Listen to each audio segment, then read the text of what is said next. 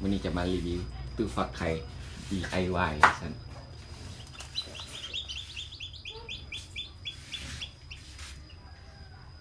ออกมาแล้วเนาะ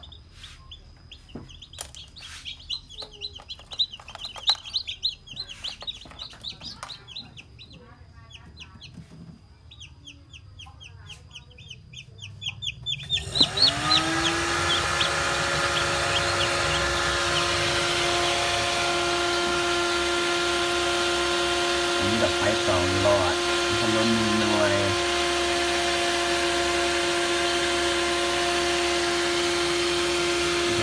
หลักคนซื่อ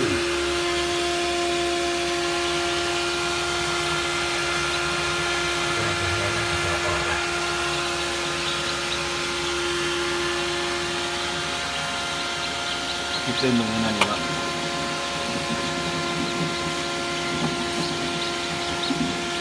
หลักข้าง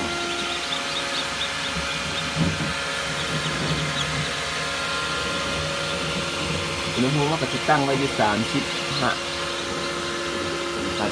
องศา37.5เราต้องเชื่อมต่ออะไรของเราทั้งหมด